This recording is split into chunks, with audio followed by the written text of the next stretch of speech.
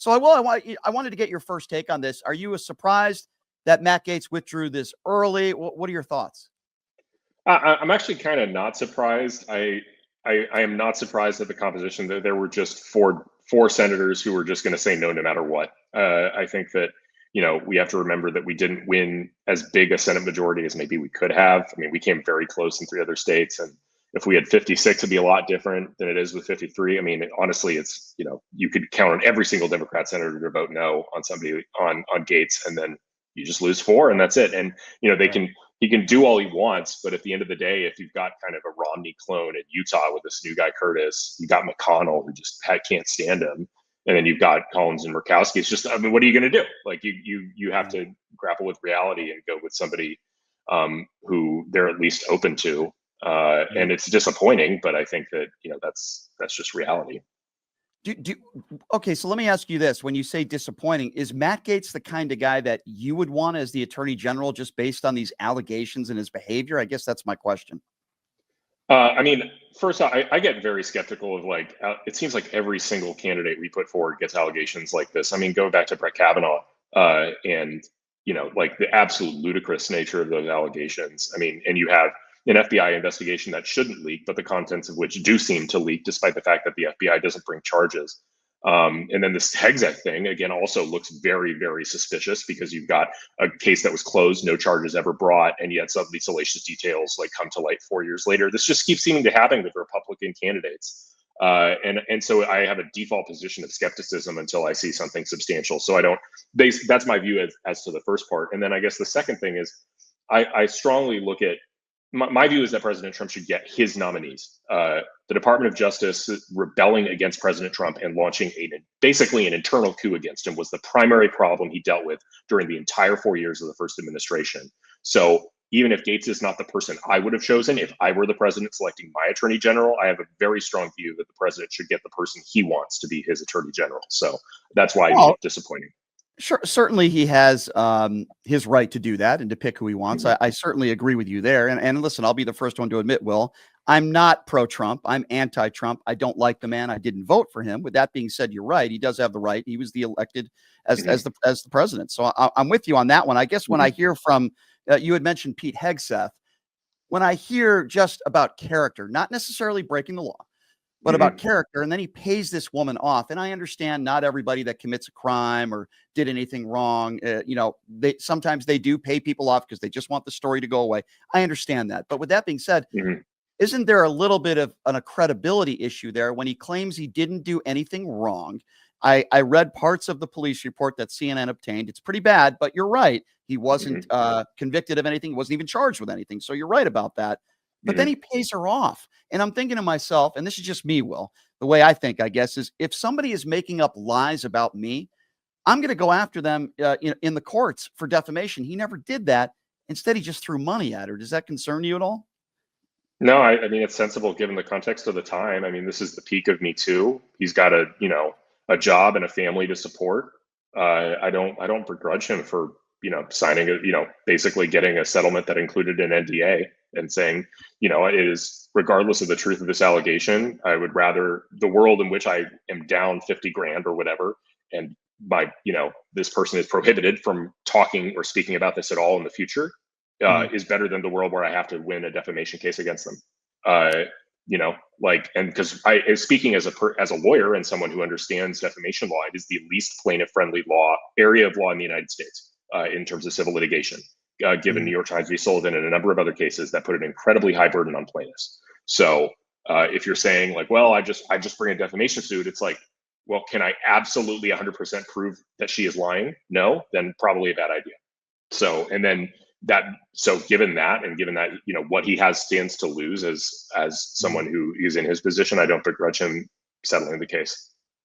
I guess when I look at a Marco Rubio, and I'm not a Marco Rubio fan, however, he has a lot of experience, right, in governing. So I look at that pick, Will, and I say to myself, okay, I'm not a big Marco Rubio guy, but I understand that pick makes sense to me.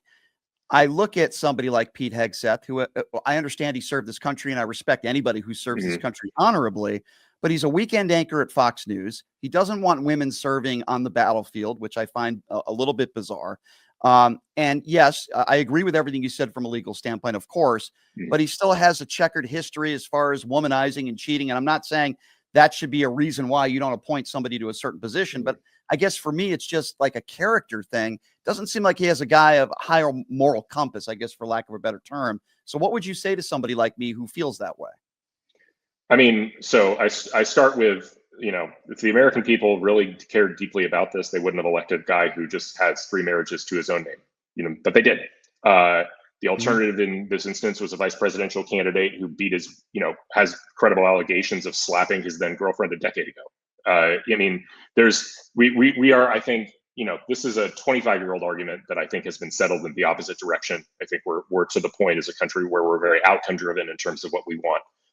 And I don't think a single Democrat, reverse the situation. Democrats in Congress were dealing with a Secretary of Defense nominee that Biden had put up with Hegseth history. I don't think there would be a single vote against his confirmation from the Democrat side. I don't think there's a world where they would go against their president with this little bit of a record.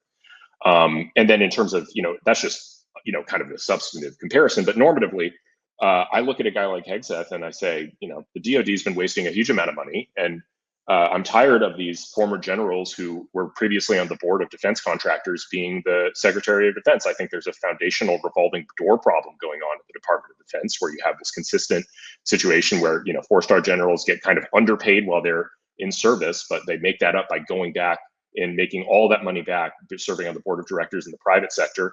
And that just sends a signal to every single secretary, not just the Secretary of Defense, but everybody else in charge of procurement and spending at DOD, that if you play ball, there's one of these cushy positions waiting for you. It doesn't need to be an explicit quid pro quo at all if this is the system. And I think that Hegseth has the ability to take a hammer to it.